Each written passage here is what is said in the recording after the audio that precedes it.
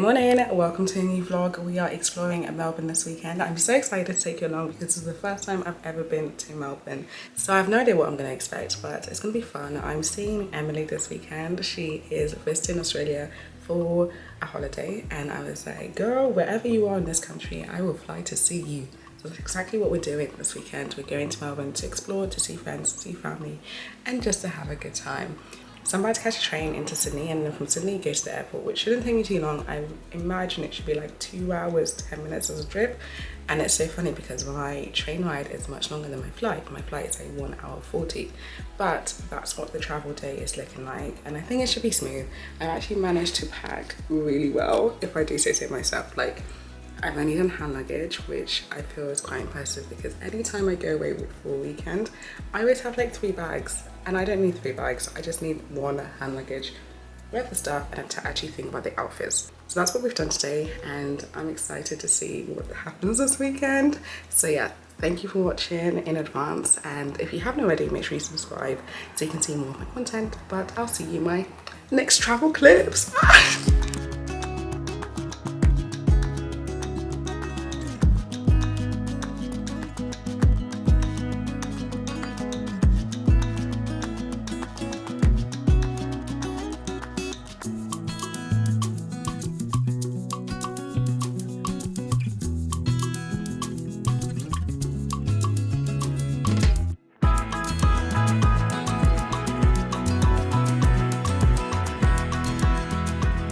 So we have landed in Melbourne. This is day 2 of being here.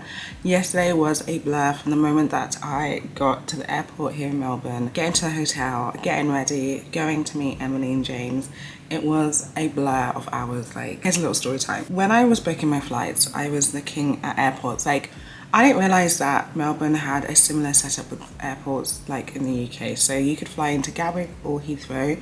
In London, it has great transport links. It's basically almost in the city itself, but then sometimes you might fly into Stansted or you might fly into Luton. So when you're booking, you don't realise that some of these places are actually far. So I feel like I flew into the equivalent of flying into like Stansted or Luton. It was way out there. There was like 1 bus every like 50 minutes or something like that. Tiny airport, barely anybody there. So when I landed, I was like, oh no, what am I going to do? So luckily I managed to catch an airport bus, and then that took me into the city. But the drive was like an hour to get in, and so we had the table booked from 4 p.m. Bear in mind, this is at like 2:30. I'm starting this journey from the airport to get to my hotel. So 2:30 on the bus, finally get to my hotel probably about just before 4, because from the place that the bus drops us off, you still have to get another train to get into like where my hotel is. So I took another train, got into my hotel basically like 4:10. So the booking's at 4. James and Emily are there already, so I'm panicking getting ready, and it was the most rushed get ready that I've ever done. By the time that I leave, I was just flustered with how to get to the restaurant because it's a 20-minute walk but a 10-minute on the tram. So I was like, oh, you know what, take the quicker route, let me just take the tram. I tried to catch the tram, but I'm in Melbourne Central, and when I tell you that is like the most stressful place to try and catch a tram, I was flustered. I was crossing the road, I was going the opposite direction. Google Maps wasn't showing me where to go, it wasn't really telling me which number to get on. I feel like all the trams like stop at different places, so like you're not standing at the central like tram stop where like loads of trams come. You don't know what you're gonna get. So then I'm walking around basically for like 10-15 minutes trying to figure out which tram to get. Bear in mind, if I'd walked, I probably would have been like 5 minutes away from the venue. Finally get onto the tram. I'm on the tram, I'm watching it on Google Maps. Like, you know when you're lost, when you're literally watching Google Maps as the tram takes a left or takes a right or just goes straight and your fingers crossing, that's following the route that you've got on your phone. But it wasn't, and that's where it just got so stressful because it started going further away than where I should have got dropped off by my original tram, and then that's when I realised I was on the wrong tram and I just had to get off. But where it dropped me off, I was now 18 minutes away. I didn't make any savings on the time. I actually went further away than where I was supposed to. So then now it's about 5 p.m. Bear in mind, Emily and James got there at 4 p.m. Now 5 p.m. And so I'm like, okay, I'm just gonna have to run. So I just start running. Bear in mind, I'm just in like a midi dress, trying to look nice. I'm now running through the streets of Melbourne, trying to meet up with them because I just felt so bad that we had the table booked at 4. They were there from 4 and we had it from 4 till 6. So I'm looking at the time, it's now getting to like 5:30. I just told them to order whatever. And then by the time I get there, it's about, I think just after 5:30 to be fair, like around 5:35, 5:40. So they had ordered the food, and when I arrived, the food basically arrived at the same time, and we got lucky that they were actually kind enough to like extend our table booking to 6:45. So we had an extra like 45 minutes. But yeah, I barely had time to like show you the room, so my stuff is just everywhere right now. But it was a really lovely evening. We had dinner at this Mexican place called Majiko. And then from there, we managed to find a place called Nick and Nora's, and they do cocktails. It's a speakeasy bar that was just literally within walking distance from the restaurant. Like, it's in front of the restaurant. So we spent some time there, really nice. They had a range of like different cocktails. I went for the mocktail options. So I had like 3 different mocktails. And then after that, we then headed to a recommended place by the lady that works at Majiko. She said you have to go to a place called Goldilocks. So we went to Goldilocks, and then that's where we spent the rest of the evening. And then so all of that is to catch up on where we are right now, which is I'm about to go for a run. I love going for runs in a new city. I just find it's such a nice way to explore a new area or a new place that I haven't been before, because you just see way more as a pedestrian. So we're gonna go for a run. I want to run by the river, so I'm going to Yarra Riverbank. But yeah, it's been really lovely. Let's go for this one, because I've just like spent a lot of time trying to catch you up on where we are, so you just don't have like clip and not have context. I think context is so helpful. Let me show you the view. It's just tall buildings everywhere. And I'm like on the 17th floor, so I can only imagine what floor the building opposite me goes up to. I reckon easily 50th floor, just a guess. That's just a guess. But anyway, let me go for this run, and then we'll catch up. I'll show you a bit of Melbourne as I run along anyway, and then we'll get cracking with the next things.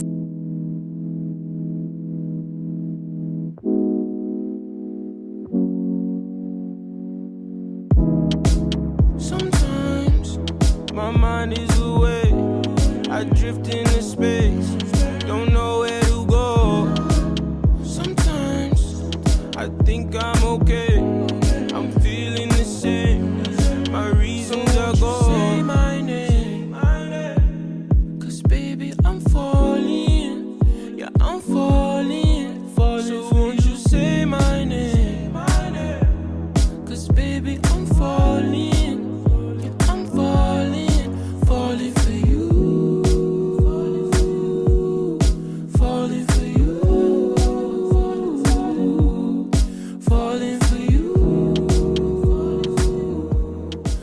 I'm back for my run. I ended up doing 5k along the Yarra River. There was actually a tree that fell down halfway on the run, but nonetheless, it was still a good run. And partway through, I started just running next to this lady. Like, me and her were keeping each other going on this like steep hill incline.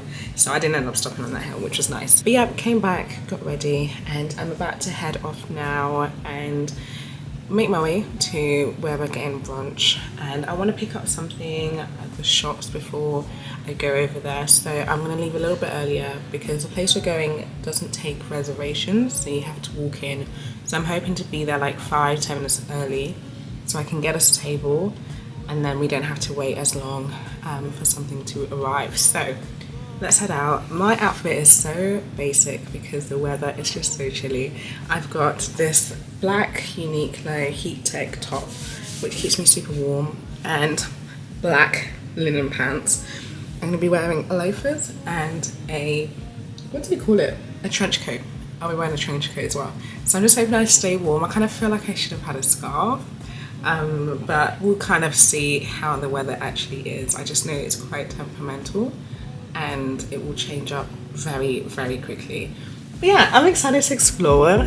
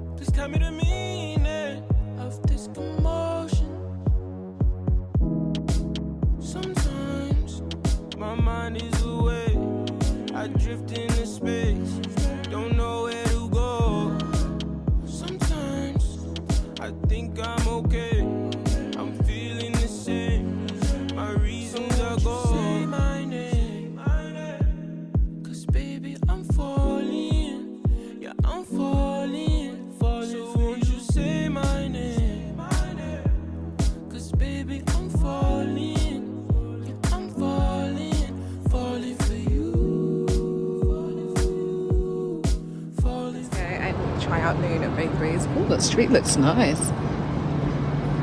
I've heard such good things about this bakery, so I'm so keen to try it out. When I arrived, the queue was so long. It definitely lived up to its popularity. I waited about 40 minutes in the queue. I definitely debated if the queue was worth it, but once I had the almond croissant and I also had a cinnamon roll, not to be dramatic, I definitely would put this almond croissant in my top 3 of all time almond croissants I've ever had. It was just that good. I said it was worth it, so I do recommend this place, but definitely go if you have more time.